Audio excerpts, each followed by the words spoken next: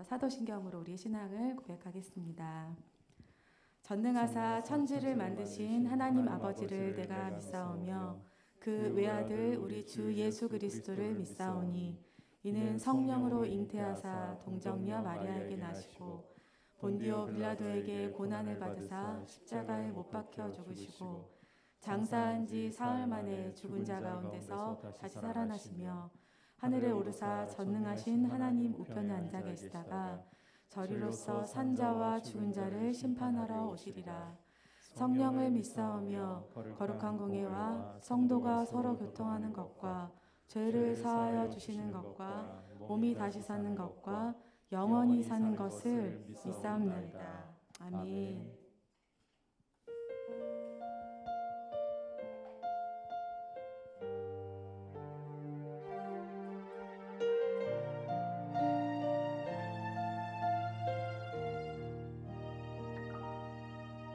내가 누려왔던 모든 것들이 내가 지나왔던 모든 시간이 내가 걸어왔던 모든 순간이 당연한 것 아니라 은혜였소. 아침 해가 뜨고 저녁에 노을 봄의 꽃향기와 가을의 열매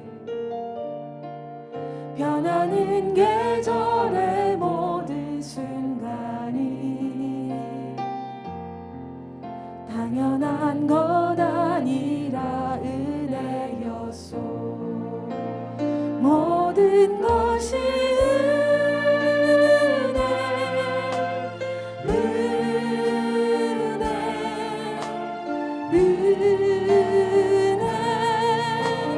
한없는 은혜 내 삶에 당연한 것 하나도 없었던 것을 모든 것이 은혜였소.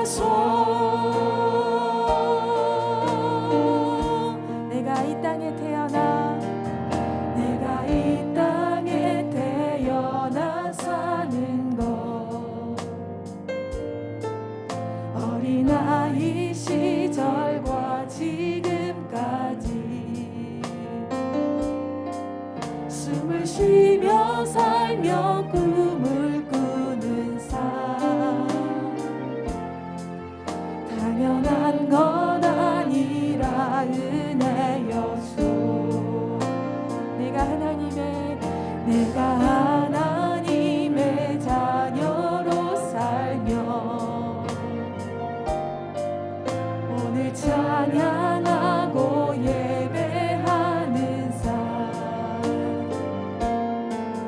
복음을 전할 수 있는 축복이 당연한 건 아니라 은혜여서 모든 것이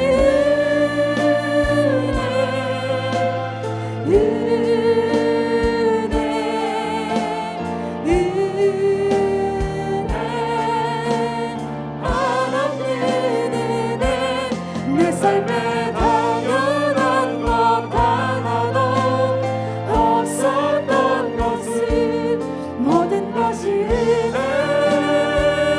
은혜여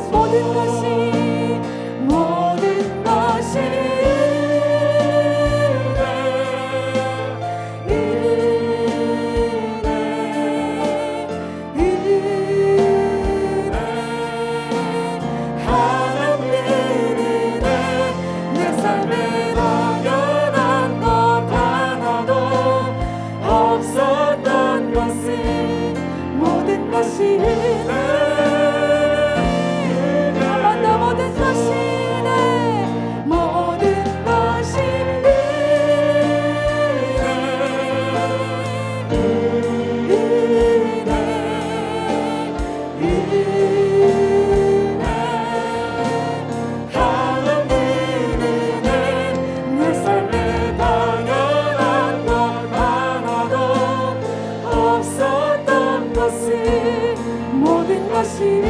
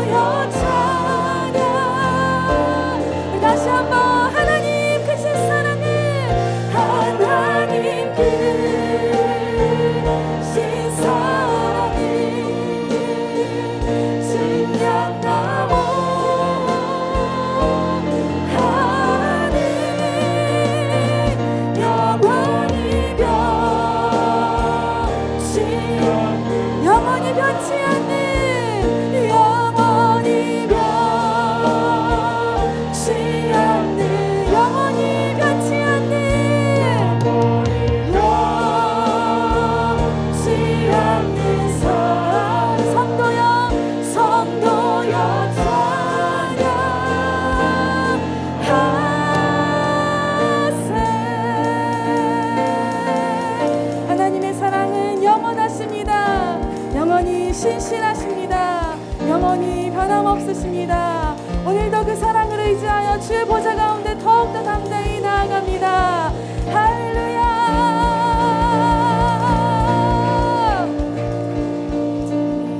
신실하신 우리 하나님을 찬양합니다. 할렐루야.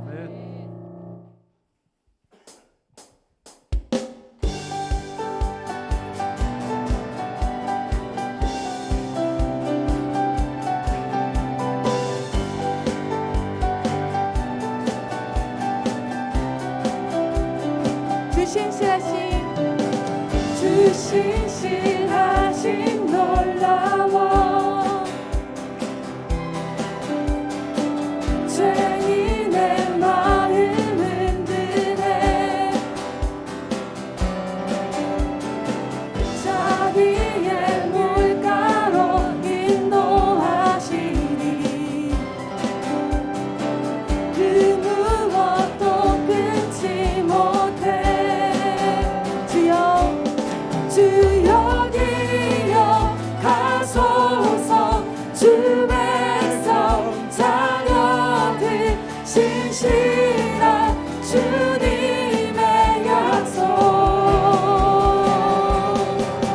주님의 은혜 내게 넘치네 나를 향한 주 은혜 아멘. 공의와 사랑 놀라워 공의와 사랑 놀라워 약한 자들어 쓰시네 구원의 노래로 인도하시니 남 백성 함께 찬양해 주여 기억하소서 주 백성 자녀들 신실한 주님의 약속 주님의 은혜 내게 넘치네 나를 향한 주 은혜 주님의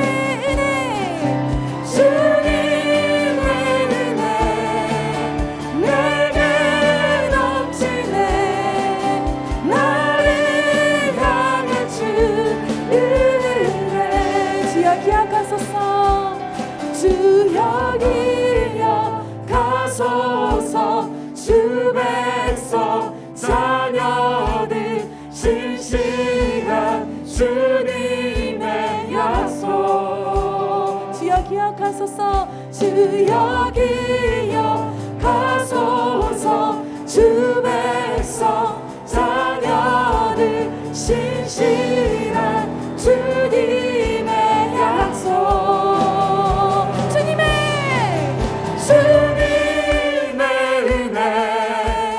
내게 넘치네 나를 향한 주 은혜 주님의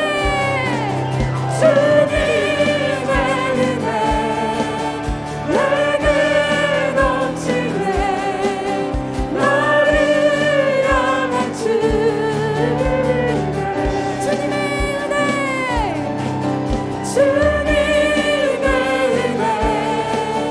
내게 넘치네 나를 향한 주 우리 마지막으로 한 번 더 고백합니다 주님의 은혜 내게 넘치네 나를 향한 주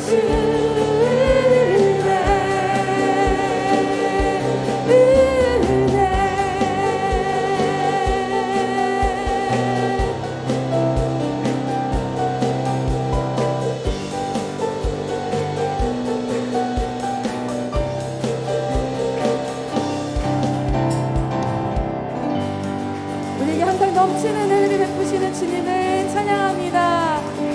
놀랍고 아름다우신 주님의 영광을 선포하며 찬양합니다. 할렐루야. 더 큰 박수 우리 신실하신 주님께 영광 돌리겠습니다. 할렐루야.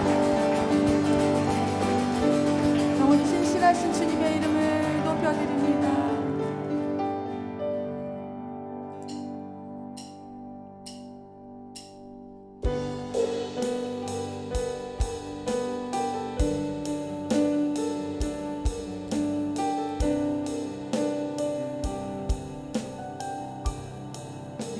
주를 향한 내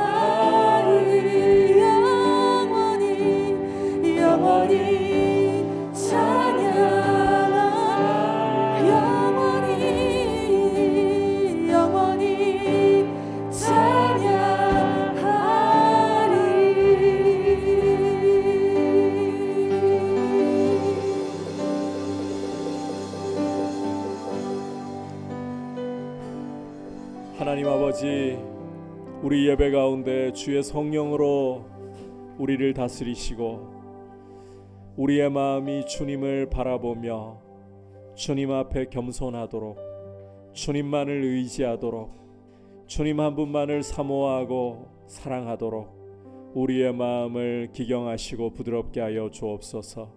주님의 흘리신 그 보배로운 피가 우리 마음을 적시고 이 시간 우리의 마음을 새롭게 하시고 우리의 마음을 아버지를 향하여 담대하게 하시며 감사와 기쁨이 넘치게 하시고, 주님 이 예배 가운데에 우리 마음의 얼굴빛을 비추어 주시고 주님의 거룩한 음성을 들려주셔서 우리의 영혼이 살아나며 우리의 영혼이 주님으로 인하여 힘을 얻는 복된 시간이 되게 하시고 주님의 존귀하시고 거룩하신 이름에 모든 영광이 돌아가도록 주님만이 홀로 높임을 받으시도록 이 예배를 다스려 주시옵소서. 주님을 사모합니다. 같이 합심해서 기도하신 후에 박상용 집사님께서 대표로 기도하시겠습니다. 하나님 아버지, 감사를 드립니다. 우리를 사랑하셔서 오늘 우리를 이 예배의 자리로 함께 주님의 이름 안에서 모이게 하여 주심을 감사합니다. 우리를 위하여 십자가의 보혈 흘려주시고 그 피로 우리를 죄에서 구원하시고 하나님 아버지의 존귀한 자녀로 삼아주신 우리 주 예수 그리스도의 크고 영화로우시며 높으신 이름을 찬송합니다. 이 시간 성령께서 우리의 마음을 부드럽게 하시고 이 시간 성령께서 우리의 마음을 가난하고 겸손하게 하시고 주님만 의지하는 모습으로 낮추어 주셔서 주님, 우리의 마음 가운데 오직 주님만이 우리의 생명이시고 우리의 소망이시고 우리의 기쁨이시고 우리의 참된 영광이심을 고백하며 이 예배 가운데 주님을 만나기를 사모하오니 우리를 만나 주시옵소서. 주님의 자비하신 얼굴빛을 우리 마음 가운데 비추어 주시옵소서. 주님의 그 보혈이 우리 마음을 적시고 이 시간 우리를 새롭게 하여 주옵소서. 주님의 음성을 듣고 주님으로 인하여서 살아있는 복되고 영광스러운 예배가 되고 주님의 존귀하신 이름의 모든 영광과 존귀만이 돌아가게 하여 주시옵소서.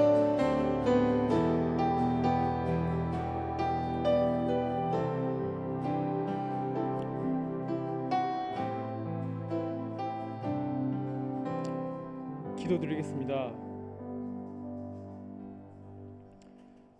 어느덧 가을이 깊어가는 10월 마지막 주의 날, 일상에 지쳐있던 우리의 몸과 마음에 활기를 얻을 수 있도록 저희의 발걸음을 인도해 주신 주님께 감사와 영광을 드립니다.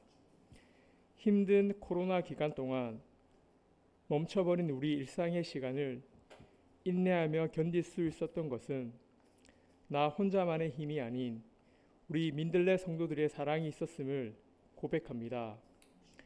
자칫 넘어지기 쉽고 쓰러지기 쉬운 말씀 기도 생활, 그 소중함을 일깨워주고 지킬 수 있도록 그 누구보다 더 기도하며 새벽 영상을 제작하며 새벽을 깨워주신 목사님, 심신이 지쳐 힘들어져 좀처럼 웃을 일이 없을 때 말씀 영상을 제작하여 우리들에게 힘을 주신 고만 교육자님들, 전화로 문자로 서로의 안부를 물으며 걱정해 주시고 격려해 주시며 영상 모임을 통해 아름다운 성도의 교제를 만들어 주신 고마운 동산지기 분들, 그들의 수고와 헌신이 있었기에 어려운 시기를 인내하며 견딜 수 있었음을 고백합니다. 사랑의 하나님, 어려운 고난 속에서 모든 걸 잊고 잠시 쉬고 싶은 성도들이 있다면 우리들에게 숨기지 않았으면 좋겠습니다. 아프면 아프다 말하고 슬프면 슬프다 말하며 특별한 이야기가 아닌 별것 아닌 서로의 이야기 속에서 마냥 기뻐하며 웃을 수 있는 교제의 시간을 그들에게 허락해 주시기를 바랍니다. 어쩌면 우리가 잊고 있었던 서로의 얼굴을 마주 대하며 웃고 떠들며 안부를 묻던 성도들 간의 일상의 교제가 예수님이 우리들에게 알려주고 싶었던 가장 귀한 사랑의 표현이 아닐까 생각해 봅니다. 구름에 가리운 해를 보기만을 원하는 기도가 아닌 그 구름 속을 통과하며 살아계신 하나님을 만나며 교제하면서 하나님이 무엇을 말하고 싶어 하시는지를 깨닫고 순종하며 나아갈 때 비로소 만나는 찬란한 해를 보기를 원하는 기도가 되게 하여 주옵소서. 다가오는 직원 선거를 위해 기도드립니다. 우리 모두의 잔치가 될 수 있도록 허락해 주시옵고 결과에만 치중하는 것이 아닌 그 과정 속에서 나타날 민들레 성도들 간의 사랑의 표현이 넘쳐날 수 있게 해주시옵기를 간절히 원합니다. 오늘도 예배를 위하여 수고하시는 찬양팀, 영상을 위하여 수고하시는 분들, 보이지 않게 이모저모에 봉사하시는 모든 분들 하나님 기억하여 주시옵고 말씀 전하시는 목사님에게 영육간의 강건함을 항상 허락해 주시기를 기원합니다. 깊어가는 가을 완전한 일상의 회복을 바라며 성도 간의 교제가 그 무엇보다 귀중한 사랑의 표현임을 알게 해주신 사랑의 예수님 이름으로 기도드렸습니다. 아멘.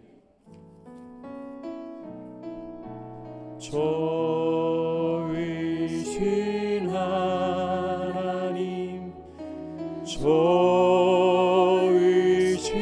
하나님, 참 저위신 나의 하나님,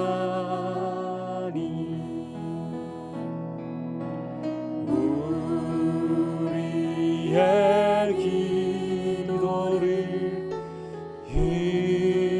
응답해 주시는 참 좋으신 나의 하나님.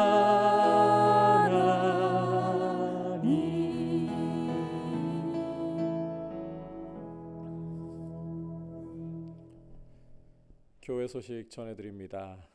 오늘까지 기존의 거리두기가 지속이 되고 이제 11월 1일 내일부터는 위드 코로나가 전국적으로 시행이 됩니다. 이제 위드 코로나가 시행될 때에 종교시설에서는 전체 인원의 50%까지 이제 미접종자와 함께 예배를 드릴 수가 있게 됩니다.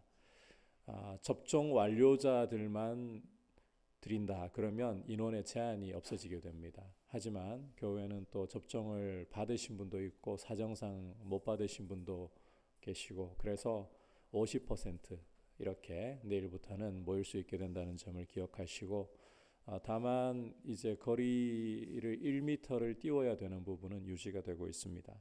그리고 지금 동구의 한 교회와 또 충구의 한 교회에서 확진자들이 많이 터져 나오면서 대구가 100여 명의 확진자들이 나오고 있는 상황입니다. 우리 가까이에서 또 접촉이 일어날 수도 있는 그런 상황이다 보니까 조심하시고 또 무엇보다도 이 상황이 이제 하루속히 진정될 수 있도록 위해서 기도해 주시고 위드 코로나로 나라 전체가 이제 일상을 조금씩 단계적으로 회복할 수 있도록 기대해 주시고 또 기도해 주시기를 바랍니다. 그리고 이제 새벽 기도 후에는 수능이 끝나는 그 다음 월요일부터로 지금 예정을 하고 있습니다. 그 점도 기억하셔서 이제 새벽 기도회를 시작을 곧 하려고 하니까 함께 워밍업을 해주시고 특히 이제 다가오고 있는 11월 28일에 있을 직원 선거를 앞두고 한 주간 동안은 집중적으로 같이 기도로 교회가 준비할 수 있도록 그렇게 마련하겠습니다. 그리고 내일부터 해서 12월까지 동산지기방을 통해서 이미 우리 동산지기들께 광고를 드렸습니다만 성경 다독의 달이 시행이 됩니다. 늘 교회가 이 개척 때부터 해서 해왔던 부분이기 때문에 코로나가 터지면서 다소 분위기 자체가 막 이렇게 살아나지는 못하는 것 같습니다만 오히려 이런 상황이기 때문에 더 말씀에 집중해서 연말을 주님의 말씀과 함께 주님과 함께 보내실 수 있기를 바랍니다.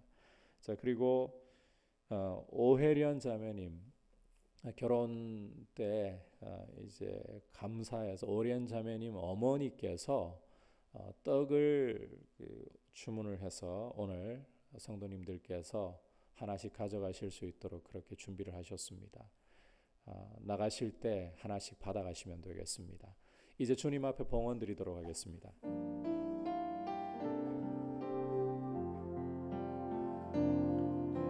나의 생명을 드리니 주 영광 위하여 사용하옵소서. 내가 사는 날 동안에 주를 찬양하며 기쁨의 제물 되리. 나를 받아주소서.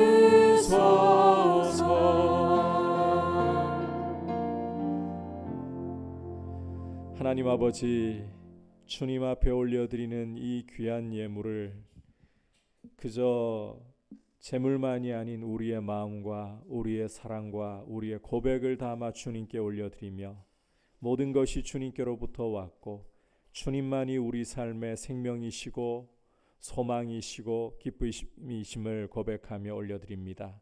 주님, 이 시간 이 예물을 흠양하시고 무엇보다도 주의 백성들을 돌아보셔서 하루하루 주의 은혜 가운데 일용할 것들을 영광 가운데 부족함 없이 채워주시고, 무엇보다 주님과 동행하며 믿음으로 걸어가는 복된 발걸음이 되도록, 이제 위드 코로나를 앞두고서 국민들이 또 기대감에 또 우려에 들떠있기도 하고 잠겨있기도 한 이런 상황 속에서도 주님, 우리 성도님들 안전하게 주님과 동행하면서 주님 주시는 하루하루의 복을 누리면서 기쁨 가운데 걸어갈 수 있도록 생활을 도와주옵소서.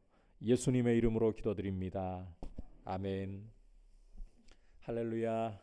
이제 주시는 하나님의 말씀 함께 받겠습니다. 오늘 주시는 하나님의 말씀은 로마서 2장 17절부터 29절까지의 말씀입니다. 교독은 25절부터 2장 25절부터 29절까지 하도록 하겠습니다.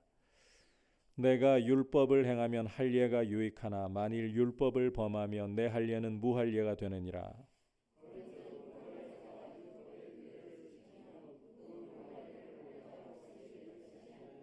또한 본래 무할례자가 율법을 온전히 지키면 율법 조문과 할례를 가지고 율법을 범하는 너를 정죄하지 아니하겠느냐.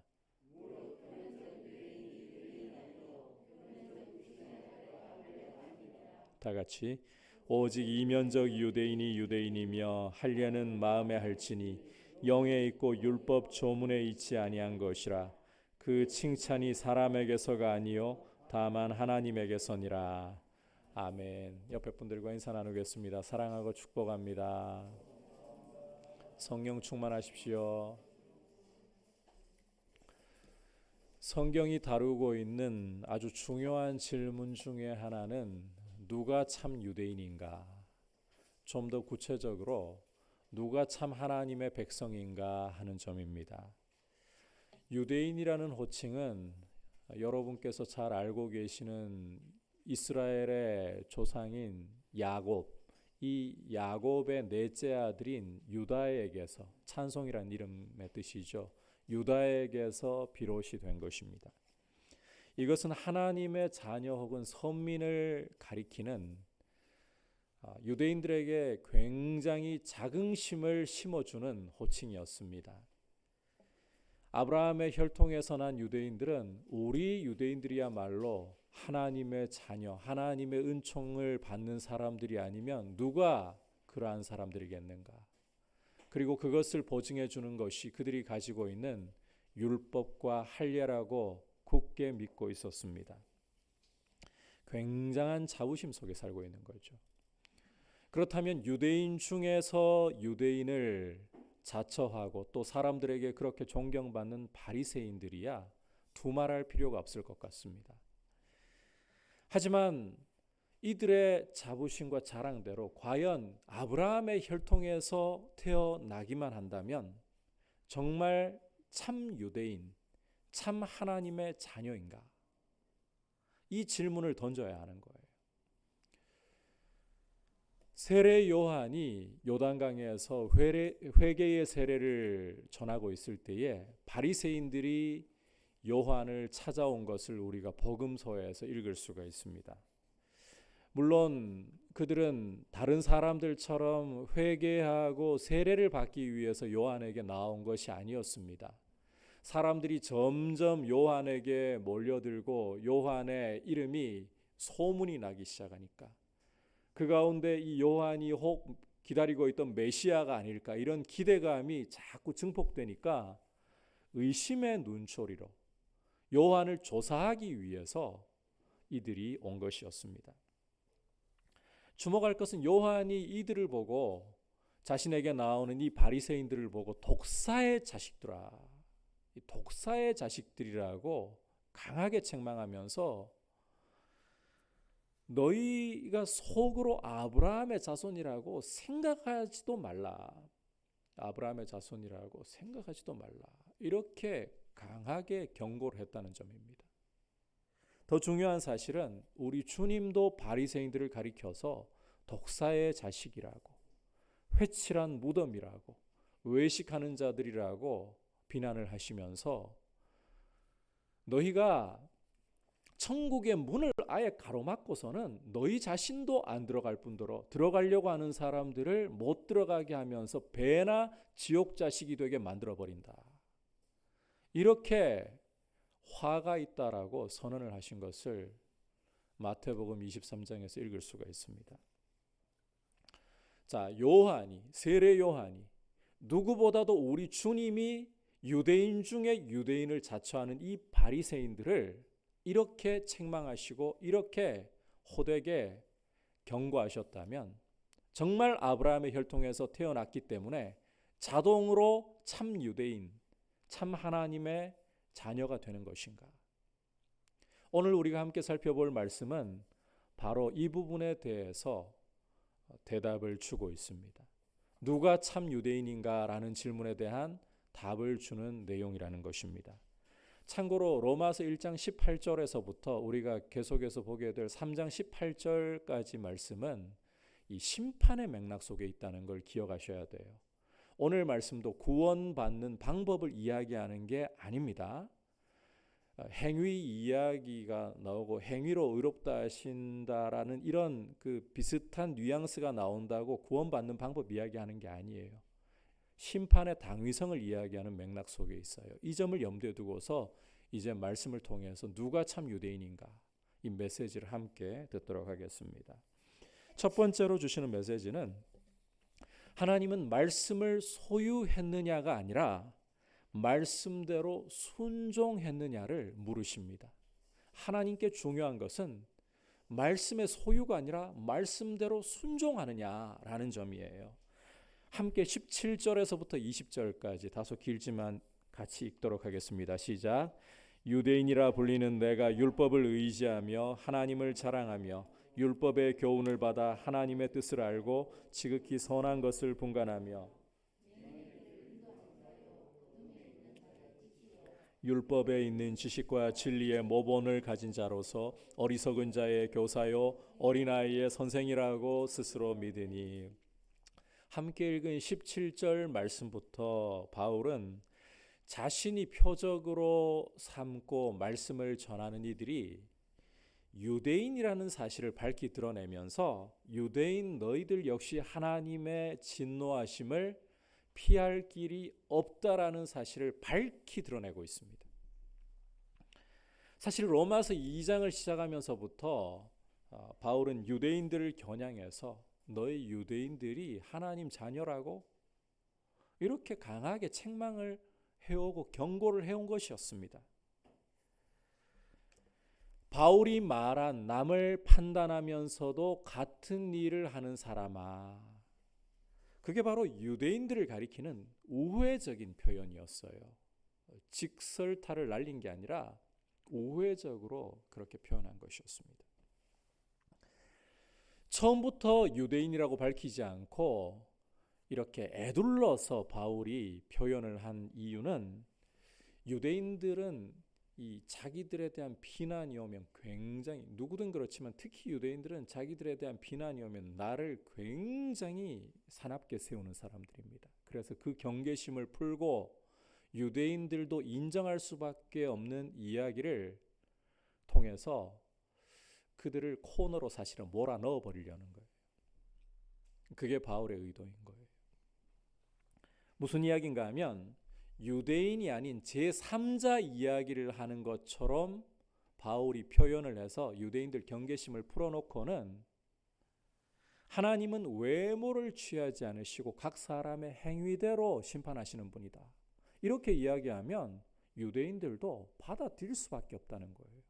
왜? 그들이 자랑하는 율법이 이 사실을 분명하게 보여주고 있으니까. 그래서 자기들 이야기 아니니까 받아들일 거 아니에요.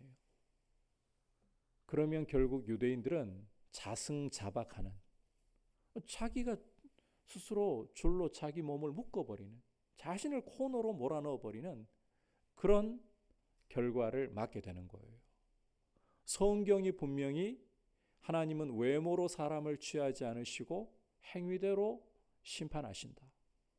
유대인들이 자기들 이야기 아니니까 오라, 그 말이 맞아. 그런데 자신들은 어떤 사람들인가요? 남을 판단하면서 똑같은 짓을 하잖아요. 결국은 자신들이 인정한 걸로 자신들을 묶어버리는 거죠. 코너로 몰아버리는 거죠. 바울은 이걸 유도했던 거예요. 자, 이렇게 유대인들을 코너로 몰아넣은 다음에 피할 수 없도록 만든 다음에 바울은 이제 17절을 보시면 유대인이라 불리는 너희가 라고 말을 하면서 밝히 유대인들이라고 타겟을 드러내면서 유대인들의 실체를 보여주는데, 자, 너희는 율법을 가지고 있다는 사실을 자랑하고 하나님을 자랑하고 더욱이 율법의 교훈을 받아 하나님의 뜻을 알고 지극히 선한 것을 분간할 줄 아는 것을 자랑한다라고 지적을 하고 있습니다. 이렇게 율법을 가지고 있고 율법을 안답시고 유대인들은 자신들을 인도자, 빛, 교사, 선생 이렇게 자부심을 가지고 자랑을 하는데, 반대로 이방인들에 대해서는 맹인, 어둠에 있는 자, 어리석은 자, 어린아이 이렇게 멸시를 한다. 이게 너희 유대인들의 모습이다. 간단히 말해서 유대인들은 자신들에 대해서는 한껏 자부심을 가지고 자랑을 하면서 유대인이 아닌, 혈통상 유대인이 아닌 이방인들에 대해서는 온갖 조롱과 멸시를 해버리는, 그게 유대인의 모습이다. 자, 그렇다면 이런 자랑을 하고 자부심을 가지고 있는 유대인들이 정말 그들의 자랑대로, 그들의 자부심대로 하나님의 자녀다운 모습인가? 이게 중요하다는 거예요. 자, 이미 우리가 앞서 살펴보았던 내용이지만 유대인들의 모습은 전혀 그렇지 않았습니다. 함께 21절에서부터 24절에서 유대인들의 실제 바울 당시의 모습을 함께 읽어보겠습니다. 시작. 그러면 다른 사람을 가르치는 내가 내 자신은 가르치지 아니하느냐? 도둑질하지 말라 선포하는 내가 도둑질하느냐? 간음하지 말라 말하는 내가 간음하느냐? 우상을 가증히 여기는 내가 신전 물건을 도둑질하느냐? 율법을 자랑하는 내가 율법을 범함으로 하나님을 욕되게 하느냐? 기록된 바와 같이 하나님의 이름이 너희 때문에 이방인 중에서 모독을 받는도다. 자, 함께 읽은 말씀에서 보듯이 유대인들은 단지 아브라함의 혈통, 우리가 율법을 가지고 있고 뭐 할례를 받았다, 이것만 자랑할 뿐 그 이상 앞으로 더 나아가는 것은 없었어요. 간단히 말해 율법을 가지고 율법에 대한 지식은 있지만 실제 율법은 안 지켰다는 거예요. 그게 유대인들의 실체라는 거예요. 바울의 고발처럼 다른 사람은 실컷 가르치면서 자기 자신에 대해서는 가르칠 생각이 없습니다. 도둑질하지 말라고 선언을 하면서 온갖 도둑질을 다 하는데 심지어 돈이 된다면 그렇게 가증하게 여기고 심각한 죄라고 말하면서 신전에 있는 물건은 도둑질을 하는 게 유대인들의 모습이었다. 이게 가져오는 심각한 문제는 하나님의 이름을 이방인 가운데에서 욕되게 한다는 거예요. 하나님의 이름이 욕을 먹게 한다는 것입니다. 여러분, 율법을 그렇게 자랑하면서 유대인들이 스스로 율법을 어겨버린다. 이방인들이 보고 뭐라 하겠습니까? 유대인들 조롱하지 않겠냐고요. 그런데 유대인들을 조롱하면 과연 유대인만 조롱하겠습니까? 고대 세계에는 어떤 민족이 신을 섬기고 있다. 그러면 그 민족은 그 신과 연결되어 있는 것으로 자연스럽게 생각을 합니다. 좀 구체적인 예를 한번 들어보자면 이스라엘이 바벨론에 패망해가지고 포로로 끌려갔잖아요. 그러면 당시 사람들은 이스라엘만 망한 걸로 보지 않는다는 거예요. 그들이 섬기고 있는 여호와도 바벨론의 신 말뚝에게 망해가지고 포로로 끌려갔다. 이렇게 본다는 거예요. 그만큼 고대 세계에는 어떤 민족과 그들이 섬기고 있는 신을 밀접하게 연결해서 생각하는 경향이 이게 사실상 절대적이었어요. 그러니까 유대인들이 율법 실컷 자랑해놓고 그들이 자랑하는 그 율법을 행동으로는 다 어겨버리고 있다. 유대인들 비난하고 조롱하는데 그게 유대인들에게 그치는 게 아니라 바로 하나님의 이름에 먹칠을 하는, 하나님의 이름이 욕을 먹게 되는 이런 결과를 초래할 수밖에 없다라는 것입니다. 실제 이스라엘 역사가 그걸 증명해 주기도 합니다. 이 바울의 말씀을 이제 우리 피부에 좀 와닿게 말씀을 드리자면, 믿는 집에서 태어나서 매주일 예배 출석하면서 꼬박꼬박 말씀을 잘 듣고 교회에서 봉사도 하고 주변 친구들도 다 믿는 사람들이고 술도 안 마시고 담배도 안 피우고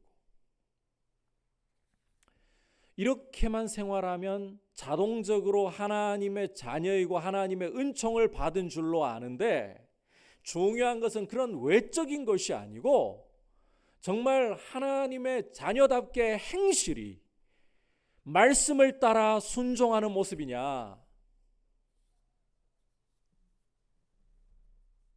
말씀을 따라 순종하는 모습이냐. 그게 아니라면 아무리 믿는 집안에서 태어나고 아무리 모범적인 교회 생활을 한다고 해도 하나님 보시기에 이것은 종교 생활일 뿐이지 결코 하나님을 기쁘시게 하는 그리스도인의 삶이 될 수 없다는 것입니다. 하나님은 우리의 외적인 모습, 종교 생활에 관심을 가지신 것이 아니라 우리가 어떻게 하나님의 말씀 앞에 서 있는가, 말씀을 순종하는가에 관심을 가지고 우리를 평가하시는 것입니다. 여러분, 사람의 외모는 결코 중요한 게 아니에요. 우리도 주일 예배드리러 오면서 성도들을 만날 때에 우리 속에 어떤 모습이 있든지 간에 이 마스크를 쓰고서, 제 이야기는 우리가 요즘 쓰고 있는 이 마스크 말고 가면을 쓰고서 얼마든지 미소로 포장할 수 있습니다. 내 삶에는 아무런 문제가 없는 것처럼 남들 앞에서 멀쩡하게 우리는 연기를 할 수도 있습니다. 하지만 하나님은 그런 모습에 감탄하지 않으십니다. 우리가 예배의 자리에서 말씀을 잘 경청하는 것처럼 그런 외양도 심지어 가질 수 있습니다. 그런데 하나님은 거기에 속지 않으십니다. 실제 우리가 말씀을 듣고서 그 말씀대로 순종하려고 하는 삶을 살아가는가, 하나님은 이것을 보고 계시는 거예요. 여러분, 종교 생활이 하나님을 참 불편하게 합니다. 하나님의 이름에 욕을 먹이기 때문입니다. 오늘 우리 교회들이 가지고 있는 문제가 바로 여기에 있어요. 예배를 드리면서 화려한 음악과 경건해 보이는 분위기를 얼마든지 조성할 수 있습니다. 얼마든지 이 교회는 정말 분위기가 좋아. 그렇게 당장 외적인 모습 만들 수 있습니다. 그런데 하나님은 그것에 감탄하시지 않고 그것에 속지 않으시고 정말 말씀을 듣고서 그 말씀대로 순종하려고 고민을 하고 말씀을 붙들고 기도를 하고 씨름하면서 하나님 앞에 서 있느냐, 순종하느냐, 이걸 찾고 계시는 거예요. 그렇지 않으니까 교회가 하나님의 이름에 자꾸 먹칠을 하고 욕을 먹게 하는 거예요.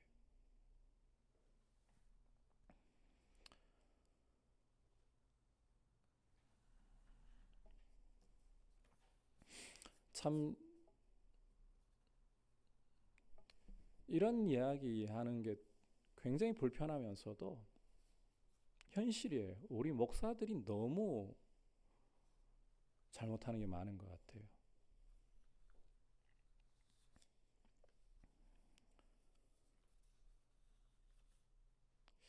제가 참 실망했던 것 중에 하나가, 이런 이야기를 꺼내는 것도 참 민망하긴 합니다만, 코로나를 지나면서 어려운 교회들 좀 돕자고,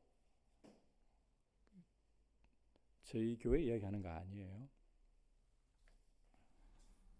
제법 제가 어디인지도 밝히지 않을게요.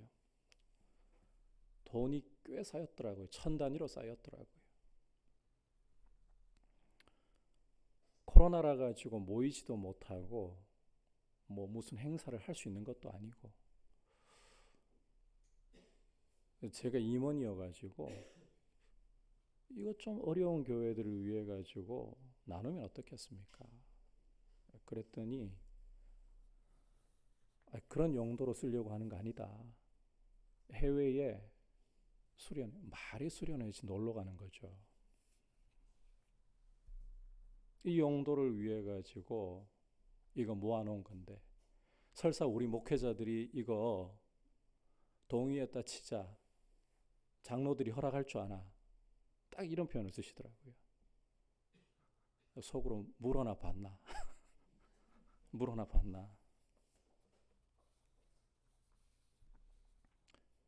그리고 나중에는 또 이런 뒷이야기가 들려와요. 이 젊은 목사들이 서로 의논해가지고 박 목사가 대표로 그런 이야기를 했나. 제가 그걸 제가 잘났다라고 하고 싶지도 않고, 제가 이런 모습을 보면서 이게 도대체 뭔가, 코로나 때 한국교회가 이렇게 바닥까지 치는 이유가 바로 여기 있지 않은가, 이런 생각이 더 절절하게 들어오더라고요. 여러분, 목사라도 이 외양이 뭐가 중요한가요? 하나님 말씀 앞에 서 있지 않으면 껍데기, 그게 뭐가 중요한가요?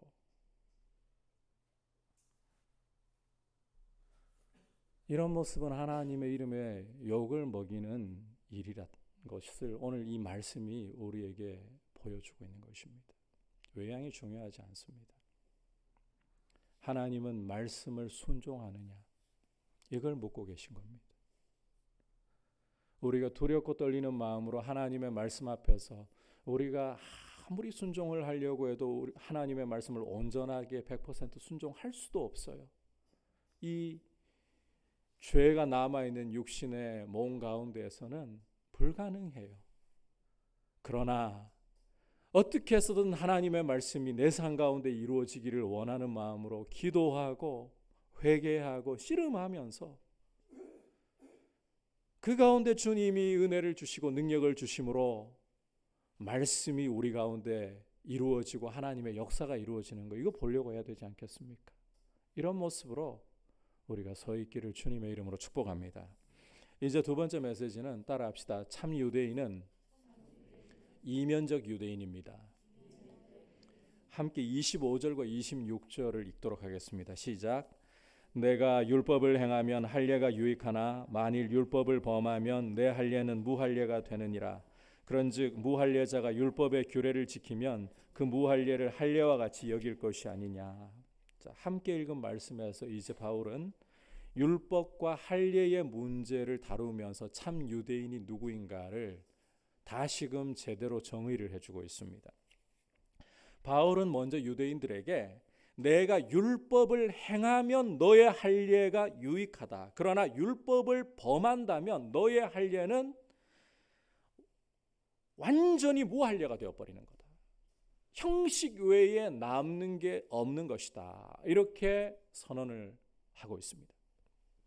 참고로 이 할례라는 것은 성기의 포피를 잘라내는 거예요. 창세기 17장을 보시면 이것은 하나님이 아브라함에게 언약의 표지로서 하나님 백성이 되었다라는 것을 증명하는 표지로서 주신 것입니다.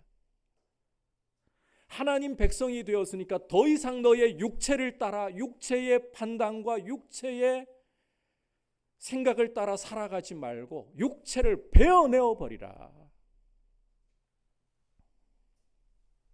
그러한 표를 몸에 새기고 하나님 기뻐하시는 대로 행하라. 이게 할례의 의미예요. 하지만 유대인들은 이 할례의 의미, 할례가 주는 진정한 메시지에는 관심이 없어요. 단지 난지 보통 8일 만에 부모가 유대인 자녀들 할례를 행하잖아요. 자동으로 몸에 새기고 그걸로 자동으로 하나님 백성을 보장받는다고 이런 생각을 했다는 거예요. 형식에만 관심이 있었다는 거죠. 그래서 이 할례 받은 우리가 하나님 백성 아니면 누구 하나님 백성? 이런 판단. 그런데 바울은 오늘 말씀을 통해서 할례는 형식이 중요한 게 아니라 그 의미, 그것이 주는 의무가 중요한 것이다. 즉 할례 받는다는 것은 율법을 지킬 의무를 지는 것이다 라고 선언을 하고 있습니다. 이게 25절에 율법을 행하면 할례가 유익하다라는 것의 의미예요. 이걸 좀 더 구체적으로 보여주는 게 갈라디아서 5장 3절입니다. 함께 갈라디아서 5장 3절을 읽어보겠습니다. 시작. 내가 할례를 받는 각 사람에게 다시 증언하노니 그는 율법 전체를 행할 의무를 가진 자라. 하나님 백성이 되었다고, 자, 몸에 할례라는 증표를 가지고 있다. 그러면 어떻게 살아야 된다는 겁니까? 하나님 백성답게 말씀대로 살아야 되는 거 아니냐. 그게 할례의 의무이고 할례의 의미라는 거죠. 진짜 하나님의 백성이고 하나님을 아버지로 부른다면 아버지 닮고 아버지 말씀을 삶에서 존중하는 그게 진짜 중요한 거 아니겠습니까? 그래서 바울은 25절에서 내가 율법을 행한다면 할례가 유익하지만 만약에 율법을 범한다, 약해서가 아니라 율법 지킬 생각도 없다, 그건 뭐 할례야? 형식은 중요한 게 아니야. 이렇게 선언을 해버리는 거예요. 자, 그렇다면 할례를 받지 않은 사람, 다시 말해서 이방인들이 율법을 지킨다면, 자, 이 말씀을 오해하시면 안 돼요. 우리가 심판의 맥락 속에서 이 말씀을 보고 있다고 했잖아요. 문자 그대로 이방인들이 율법을 잘 지켜낸다, 이 이야기를 하려고 하는 게 아니라 가정을 하는 거예요. 만약에 할례 없는 이방인들이 율법을 지켜낸다, 그러면 그들이 율법이 없어도 이게 할례라고 인정을 해야 된다. 왜? 할례는 형식이 아니라 그 내용이 중요하기 때문에. 그걸 외적으로 표현한 게 할례일 뿐이기 때문에. 이건 유대인들에게 굉장히 충격적인 선언입니다. 그들의 이 지각을 완전히 뒤흔들어 버리는 충격적인 선언이에요. 그런데 바울은 이게 전부라고 말하지 않습니다. 오히려 한 걸음 더 나아가 버립니다. 27절 함께 읽어보겠습니다. 시작. 또한 본래 무할례자가 율법을 온전히 지키면 율법 조문과 할례를 가지고 율법을 범하는 너를 정죄하지 아니하겠느냐. 자, 율법을 안 지키면 너희 유대인들의 그 할례, 그거 무할례다, 이렇게 말을 했잖아요. 이거 굉장한 충격이에요. 게다가 할례를 안 받아도 율법을 지켜낸다. 물론 가정이긴 하지만 그걸 할례로 여겨야 되는 거 아니냐. 그게 진짜 할례 아니냐. 이것만으로도 지금 유대인들은 부글부글 끓어오르고 바울에게 그 당장이라도 돌을 던지고 싶을 거예요. 그런데 바울은 거기서 멈추지 않고 할례 없는 이방인이라도 율법을 지킨다면 율법을 자랑하면서 율법 어기는 너희를 판단하는 게, 정죄하는 게 당연하다. 기겁을 하고 경악을 할 소리인 거예요. 그런데 여러분, 사도 바울의 말씀이 옳은 게 하나님은 외모로 판단하지 않고 행위로 판단하시잖아요. 자기들이 인정했잖아요. 유대인들이 자기들 이야기인 줄 모르고 하나님은 행위대로 판단하시는 분이, 거기 끄떡끄떡. 하나님은 외모로 판단하시지 않는 분이에요. 할례 받았다고 해서 자동으로 하나님 백성으로 보시는 게 아니라 그 할례가 있다면 할례에 맞게 말씀대로 순종해야 되는 거 아니냐. 그런데 말씀대로 순종 안 하면 그거 무할례지. 여러분, 구원 얻는 방법 이야기하는 게 아니에요. 유대인들도 뭐 자동으로 하나님 은총 받고 있다고 생각하는 거, 그 유대인이라는 외양으로 그거 다 깨라, 이 이야기를 지금 하고 있는 거예요. 이 맥락에서 그 계셔야지 구원받는 방법 이야기하는 거하고 상관없습니다. 오늘 말씀을 그렇게 보시면 안 돼요. 지금 이제 이 선언을 통해서 사도 바울은 유대인들의 이 개념 자체를 흔들어 버리고 깨뜨려 버리고 있는 거예요. 기존의 유대인들이 생각했던 아브라함의 혈통, 율법을 가지고 있고 몸에 할례를 받은 것, 이건 유대인의 개념이 아니라고 완전히 이 개념을 흔들어 버리고 깨뜨려 버리고 있는 거예요. 그러면서 바울은 이제 본격적으로 참 유대인, 참 하나님의 백성이 누구인가 제대로 의미를 찾아주기 시작합니다. 함께 그러면 누가 진정한 유대인인가 살펴보도록 하겠습니다. 28절 29절 읽어보겠습니다. 시작. 무릇 표면적 유대인이 유대인이 아니요 표면적 육신의 할례가 할례가 아니라 오직 이면적 유대인이 유대인이며 할례는 마음에 할지니 영에 있고 율법 조문에 있지 아니한 것이라. 그 칭찬이 사람에게서가 아니요 다만 하나님에게서니라. 사도 바울은 표면적인 유대인, 껍데기가 유대인이라고, 너희가 물려받은 피가 아브라함의 피라고 참 유대인 절대 아니다. 진정한 유대인, 진정한 하나님의 백성은 이면적인 것이다. 그리고 할례는 몸이 아니라 마음에 받아야 한다. 그런데 여러분, 주목할 것은 이게 바울이 새롭게 고안하거나 주장하는 사상이 아니라는 겁니다. 창세기 21장 12절을 보시면 하나님이 아브라함에게 이런 말씀을 하는 것을 들을 수가 있어요. 이삭에게서 나는 자라야 내 씨, 아브라함 너의 씨, 너의 자손이라 하리라. 여러분, 이 표현 잘 들어보셔야 돼요. 아브라함의 후손이라고, 유대인이라고 생각한다면 아브라함의 몸에서 나는 자, 아브라함의 혈통에서 나는 자라야 되는 거 아닙니까? 그런데 하나님은 전혀 그렇게 말씀을 안 하셨어요. 이삭에게서 나는 자라야 아브라함의 자손이라는 거예요. 여러분, 이삭이 어떻게 태어난 사람입니까? 그 어머니 사라가 태가 죽어버린 사람이었잖아요. 인간의 방법으로, 인간의 어떠한 노력으로, 어떤 수단으로 그 태가 살아날 수가 없었단 말이에요. 그런데 하나님의 약속의 말씀이 사라에게, 아브라함에게 와서 죽어있던 사라의 태를 살리고 약속을 따라 난 사람이 바로 이삭이라는 것입니다. 그러니까 이삭에게서 난 자라는 말은 이삭처럼 하나님의 말씀을 따라 난 것을 말하는 거예요. 아브라함의 피를 물려받았다고 아브라함의 혈통 아니에요. 자, 당장 창세기에서부터 보여주는 게 아브라함의 언약이, 자, 아브라함에게도 두 아들, 당장 눈에 띄는 두 아들이 있잖아요. 이스마엘과 이삭. 그런데 누구에게 흘러갑니까? 이삭에게 흘러가잖아요. 이스마엘은 아브라함의 피 안 받았나요? 똑같이 받았어요. 그러나 그는 언약의 자손이 아닌 거예요. 말씀을 따라 난 이삭. 진정한 하나님의 백성은 이 원리라는 겁니다. 창세기에서부터 이미 하나님이 보여주시는 것이 진짜 아브라함의 자손, 진짜 하나님의 자녀들은 육체를 따라 난 사람이 아니라 말씀을 따라 난 사람, 하나님께로부터 난 사람들이다. 그래서 아브라함의 핏줄을 이어받은 사람이라고, 할례가 있다고 그걸로 하나님 백성이라고, 성경이 그게 아니라고 이미 증언하고 있다. 그리고 선지자들이 말한 게 마음에 알려잖아요. 이방인들은 아예 할례가 없고 유대인들 그 신약적으로 이야기하자면 유대인들은 마음의 할례를 받지 못했다. 예레미야를 통해서 하나님이 통렬하게 책망하셨잖아요. 나중에 이 부분을 바울이 9장에서 또 구체적으로 다뤄요. 그건 우리가 뒤에서 또 보면 되겠고요.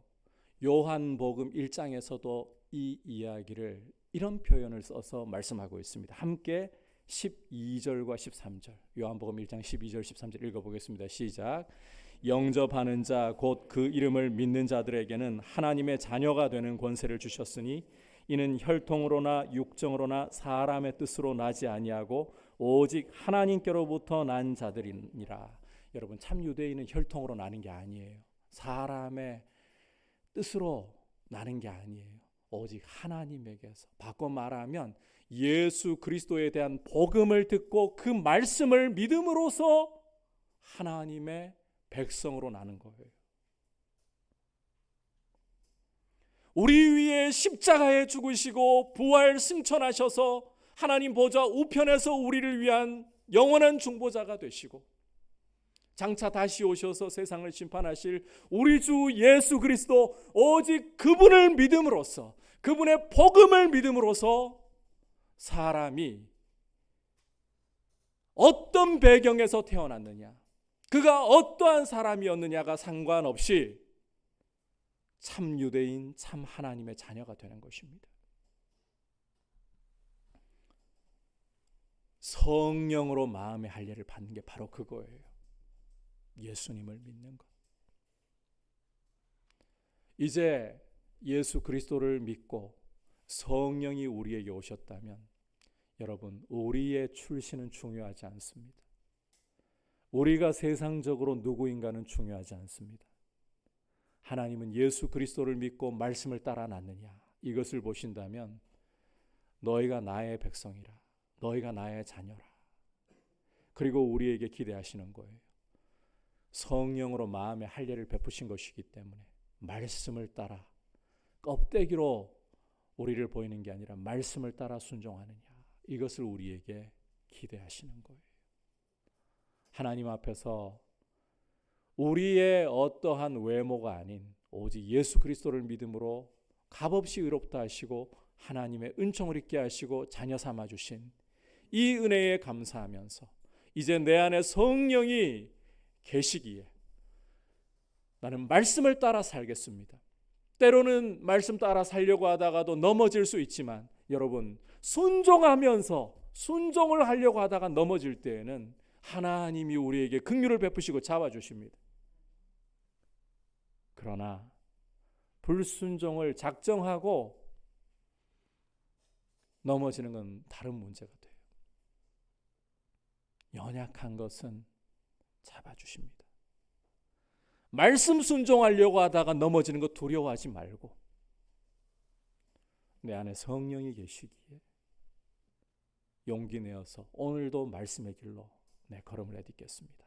이런 모습으로 우리의 부족하고 연약한 순종이라도 그것을 통해 주님이 일하심으로 주님이 영광을 받으시기를 원합니다. 주님의 이름이 높임 받으시기를 원합니다. 그것이 우리의 삶이 될 수 있기를 주님의 이름으로 축복합니다. 누가 참 유대인, 누가 참 하나님의 백성인가를 함께 살펴보았습니다. 여러분, 하나님은 율법을 소유했느냐를 묻지 않고 율법을 준행하느냐, 순종을 묻고 계십니다. 그리고 이면적인 유대인, 다시 말해서 예수님을 믿고 말씀을 따라 난 사람이 참 하나님의 백성, 마음의 성령으로 할례받은 사람이 참 하나님의 백성이다. 그러하기에 이제 말씀을 순종하는 모습으로 우리 자신을 드리기를 축복합니다. 말씀을 생각하면서 461장 주님 앞에 우리의 의지와 뜻을 담아 고백하겠습니다.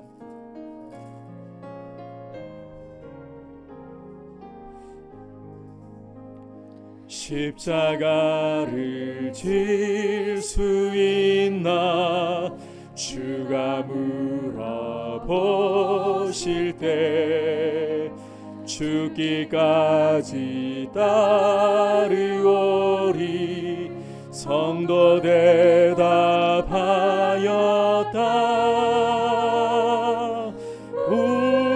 우리의 심령 주의 것이니 주님의 형상 만드소서.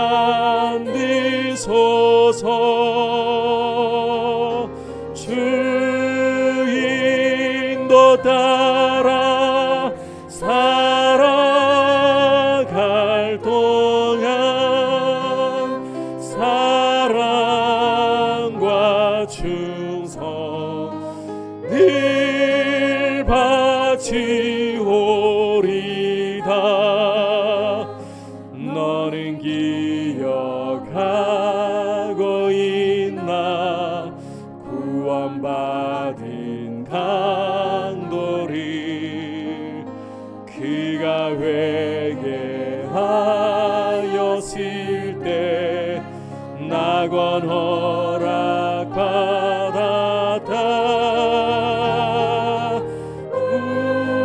우리의 심령 주의 것이니 주님의 형상 만드소서.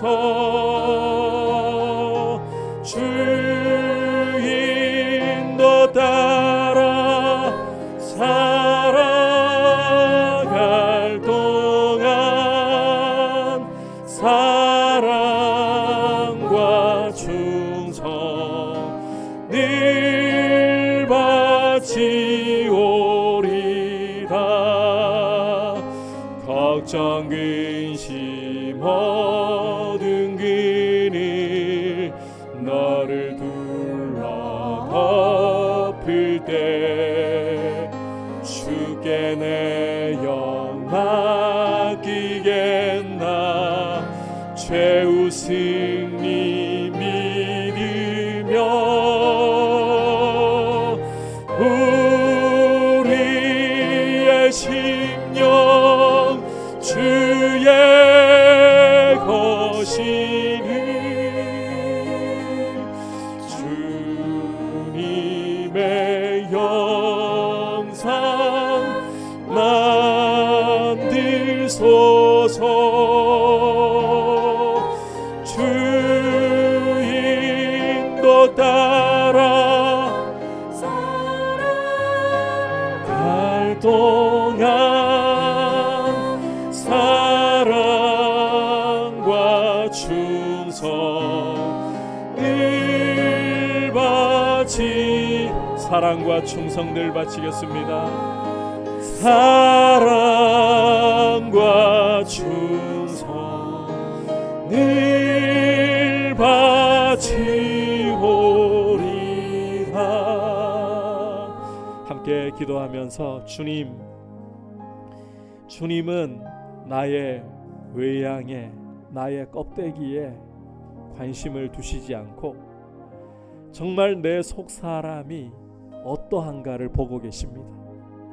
주님, 진정한 유대인, 진정한 하나님의 백성은 자신의 외모를, 자신의 출신을, 자신의 직업을, 자신의 지위를, 자신이 가진 것을 자랑하지 않고 오직 우리 위에 십자가에 생명 주신 예수 그리스도만을 의지하고 그리스도를 믿고 성령으로 마음에 알려받아 말씀대로 순종하고자 주님을 의지하는 사람이라는 것을 오늘 보았는데, 주님, 내가 예수님을 믿고 내 안에 성령님이 오셨기에 말씀대로 순종하기를 원합니다. 연약하여 넘어질 때에는 다시 십자가 붙들고 일어나 회개하고 주님 주시는 은혜를 힘입어서 다시금 연약하지만 발걸음 내딛기 원하오니 내 발걸음을 굳세게 하시고 주님의 말씀의 길로 행하도록 나를 인도하여 주시고 우리 민들레 교회가 주님 앞에 말씀 위에 서 있는 말씀을 준행하는 교회가 되게 하여 주시옵소서. 같이 합심해서 기도하겠습니다. 하나님 아버지 감사를 드립니다. 오늘 말씀을 통해서 우리에게 참 유대인이 누구인가, 참 하나님의 백성이 누구인가를 교훈하시고 우리에게 보여주셨습니다. 하나님 아버지, 아무리 믿는 집안에서 태어나고 어려서부터 예배당을 늘 출석하고 주일에 말씀을 듣고 그리스도인처럼 살아간다고 해서 그 자체로 주님 그리스도인이 아니라 종교 생활을 할 수도 있다라는 사실을 우리가 돌아보면서 우리 자신을 주님 앞에서 시험하고 우리 자신을 주님 앞에 바르게 세우기를 원합니다.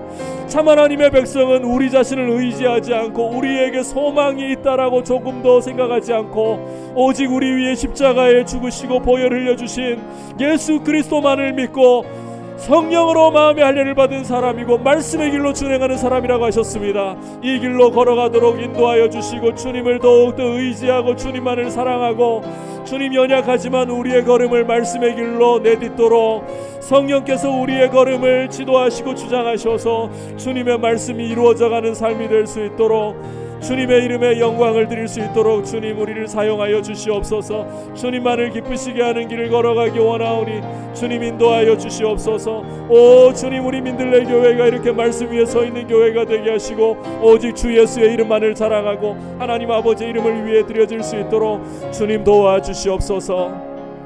자리에서 일어나서 주님 앞에 같이 고백드리도록 하겠습니다.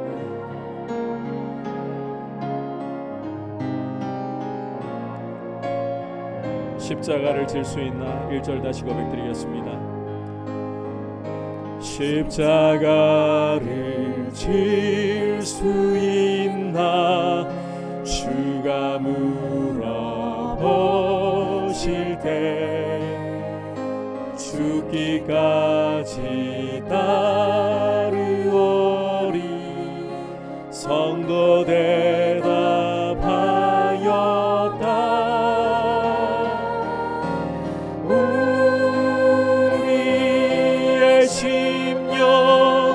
주의 것이니 주님의 영상 만드소서. 주 인도 따라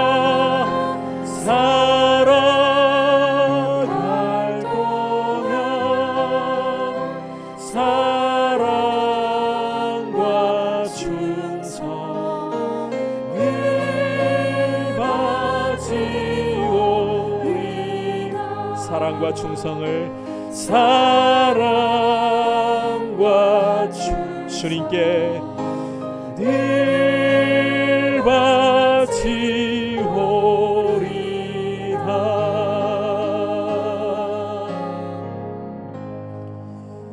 바치오리다. 자비하신 주님, 우리의 마음을 돌아봅니다. 우리가 외모를 보는데 빠른 연약한 사람들이기에 속 사람이 중요한 줄 알고 말씀대로 준행하는 것이 어떤 것보다도 중요하다는 사실을 알면서도 우리는 우리 자신을 볼 때부터 외모로, 껍데기로 판단하고 육체를 자랑할 때가 참 많은 사람들입니다.